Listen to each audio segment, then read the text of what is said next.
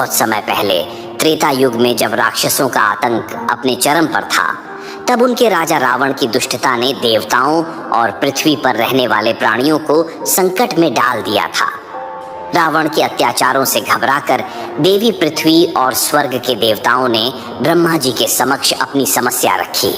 ब्रह्मा जी ने विचार किया और देवताओं को लेकर सागर में भगवान विष्णु के पास पहुंचे। ब्रह्मा जी ने भगवान विष्णु को देवताओं की सारी व्यथा सुनाई। तब भगवान विष्णु ने कहा कि वे रावण के अत्याचारों को समाप्त करने के लिए राजा दशरथ के पुत्र के रूप में अवतार लेंगे और रावण का वध करेंगे। उन्होंने ब्रह्मा जी को एक विशाल वानर सेना के निर्माण का निर्देश दिया। ब्रह्मा जी ने वानरों की सृष्टि के बारे में गहराई से सोचा और एक दिव्य योजना बनाई। काफी समय तक विचार करने के बाद अचानक उन्हें जम्हाई लेने की इच्छा हुई। जैसे ही उन्होंने अपना मुख खोला, अनायास ही जामवंत जी बाहर आ गए। इस प्रकार ब्रह्मा जी की जम्हाई से जामवंत जी का जन्म हुआ। जामवंत जी जन्म से ही अत्यंत शक्तिशाली थे। वे ब्रह्मा जी के पुत्र होने के कारण वेदों का संपूर्ण ज्ञान रखते थे और उनमें अपार शक्ति थी। उनके जन्म के समय देवासुर संग्राम चल रहा था। इस संग्राम में उन्होंने देवताओं की सहायता की और कई बार राक्षसों का सामना किया।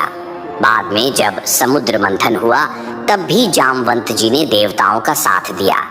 उन्होंने मंथन के दौरान अमृत की रक्षा की और देवताओं को उनकी विजय सुनिश्चित करने में सहायता की। समुद्र मंथन के कई वर्षों बाद त्रेता युग में भगवान विष्णु ने वामन अवतार लिया। उस समय बलि नामक एक महाप्रतापी राजा था, जिसने पाताल, स्वर्ग और पृथ्वी पर अपना शासन स्थापित कर लिया था।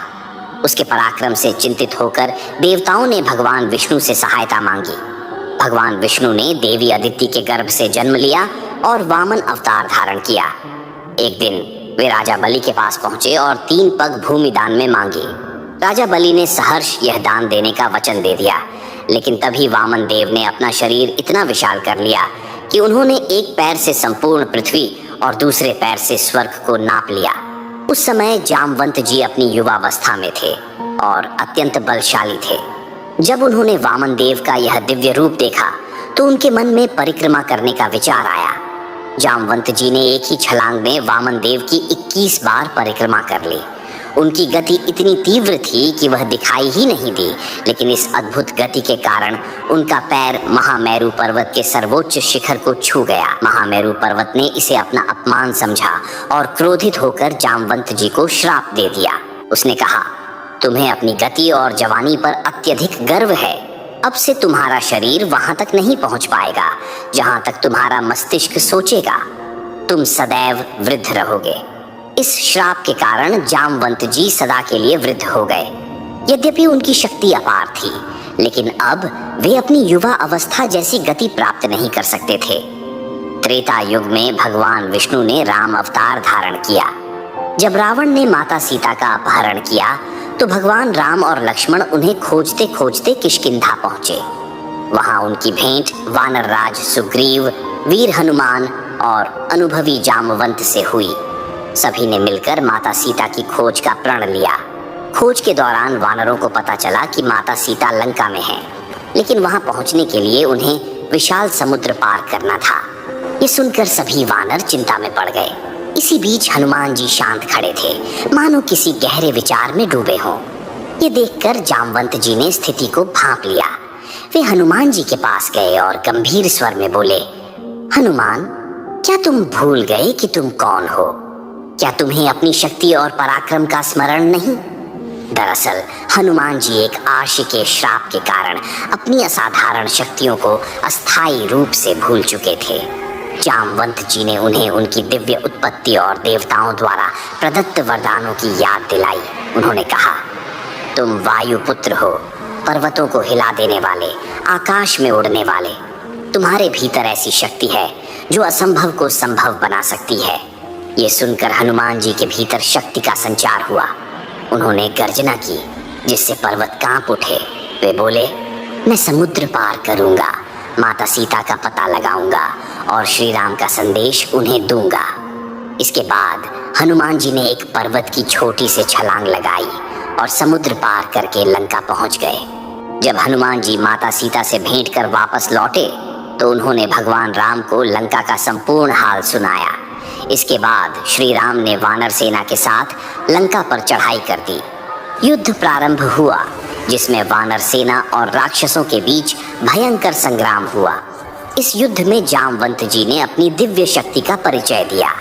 वे अपनी तीव्र बुद्धि और युद्ध कौशल के कारण राक्षसों के लिए एक बड़ा संकट बन गए। उनके पराक्रम से कई दुष्ट राक्षस मारे गए। युद्ध के दौरान जब मेघनाद ने अपनी शक्तिशाली शक्ति का प्रयोग कर लक्ष्मण जी को मूर्छित कर दिया, तब सभी चिंतित हो उठे।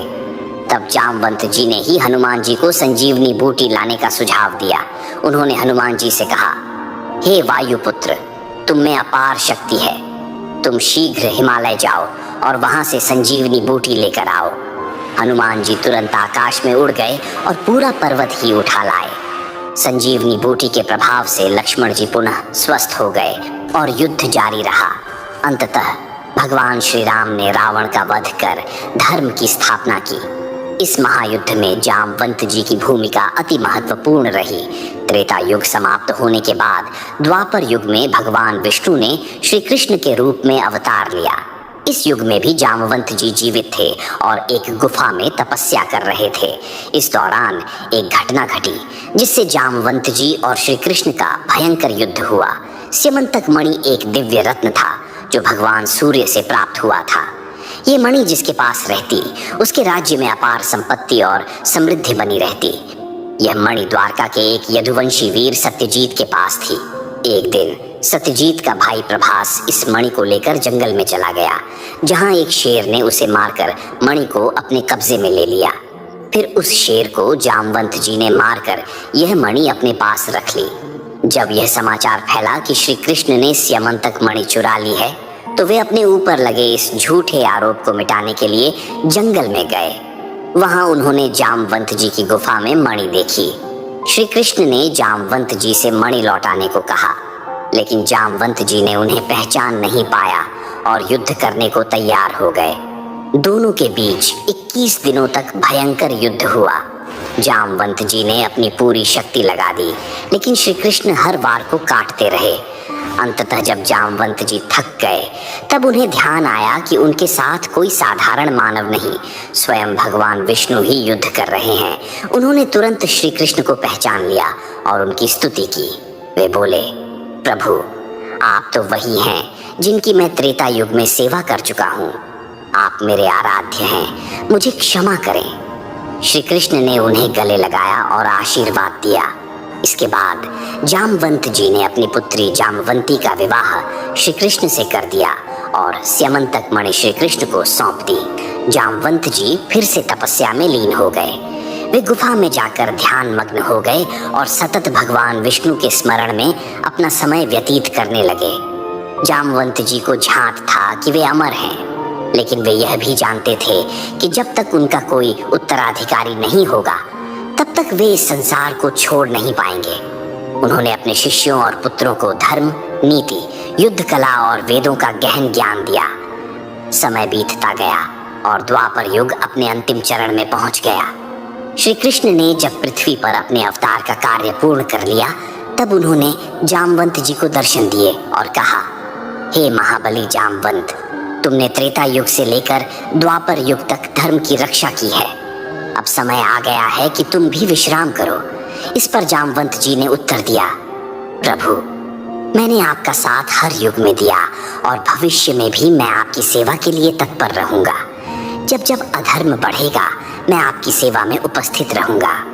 भगवान श्री कृष्ण ने उन्हें आशीर्वाद दिया और कहा, तुम अमर हो, लेकिन जब कलयुग अपने अंतिम चरण में होगा, तब तुम्हारा अंतिम समय आएगा और तुम मोक्ष प्राप्त करोगे।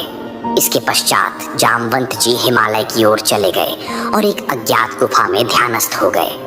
कहा जाता है कि वे आज भी उसी गुफा में तपस्या कर रहे हैं। पुराणों में वर्णित है कि कलयुग में जब अधर्म अपने चरम पर होगा और भगवान विष्णु कल की अवतार के रूप में प्रकट होंगे, तब जामवंत जी एक बार फिर प्रकट होंगे।